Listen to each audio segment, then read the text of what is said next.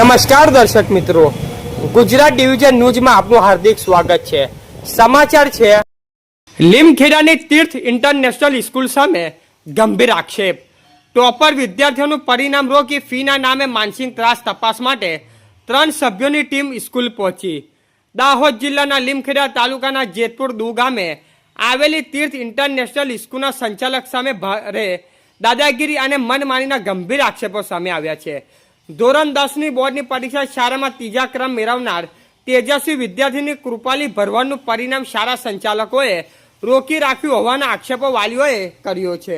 વાલીઓના જણાવ્યા મુજબ શાળા દ્વારા ફીના નામે લાખોની ઉઘરાણી કરવામાં આવી રહી છે અને બાકી ફીનું કારણ દર્શાવી વિદ્યાર્થીઓને માર્કશીટ તથા એલસી આપવાનો ઇનકાર કરવામાં આવ્યો છે, જેના કારણે કૃપાલી ધોરણ 11માં પ્રવેશ મેળવી શકી નથી અને તેનું શૈક્ષણિક વર્ષ બગાડવાનો ભય ઊભો થયો છે।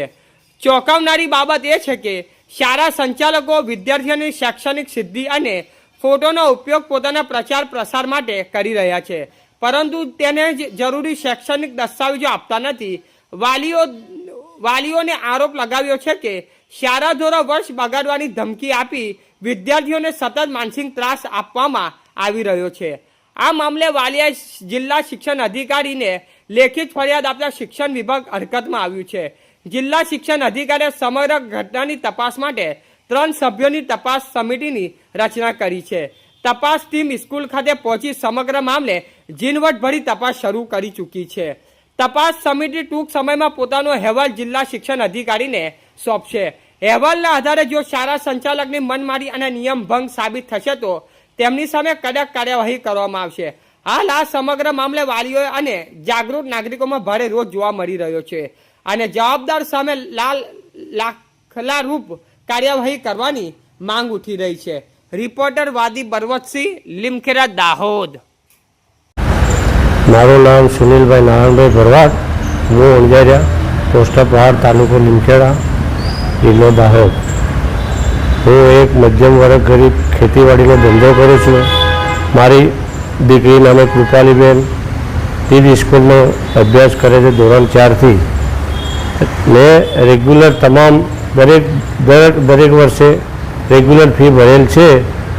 અત્યારે મારી છોકરીનું રિઝલ્ટ આવે 1 મહિનો થયો છે। મેં એને આણંદ ભણવા માટે મૂકવા માટે એલસી લેવા ગયો ત્યારે ટ્રાન્સપોર્ટ સુવિધા અન્ય બધી ફીઓ કરી અને મારી પાસે 92,000 માગે છે અને બીજું એવું કહેવામાં આવે છે, ધાર ધમકી એવી આપે છે કે અમારી પંચાયતથી પાર્લામેન્ટ સુધી અમારી સરકાર છે, અમે ધારીએ કરી શકીએ અને તમારાથી થાય તોડી લેજો, બાકી અમે 92,000 તમે ના ભરો ત્યાં સુધી તમને એલસી આપવામાં આવશે નહીં।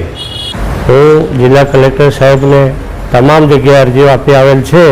આ 15 દિવસ થઈ ગયા ત્યાં સુધી આજ દી સુધી કોઈ જાતની તપાસ કરેલ નથી અને આ રાજકીય વર્તુળ મોટું માથું છે અને અમને ગરીબ માણસને છેડે છે અને અમારે એવું ન્યાયની માંગણી છે।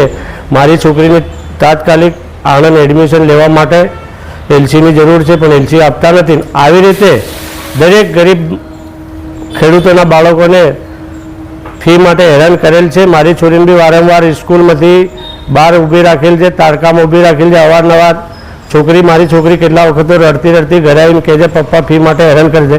મેં ગમે રીતે આડાવડા કરીને બી પૈસાની ફી ભરેલ છે અને મને યોગ્ય ન્યાય મળે અને આ સ્કૂલની કાયદેસર તપાસ થાય તો લગભગ મારું માનવું છે કે 50 બાળકો આવા ફીને લીધે ઘરે બેઠા હશે અને આ લોકોની દાદાગીરી છે।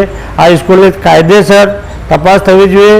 આ લોકો રાજકીયનો હોદ્દો એવું કહ્યું છે કે અમારી સરકાર છે, અમે લડી લઈશું, કરી લઈશું, તમારીથી થાય।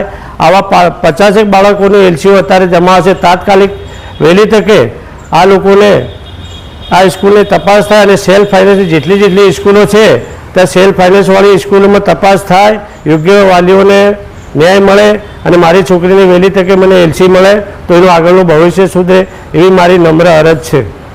સમાચાર જોવા માટે ગુજરાત ડિવિઝન ન્યૂઝ ચેનલને like, share, subscribe, bell icon press button દબાવવાનું ના ભૂલશો। ધન્યવાદ।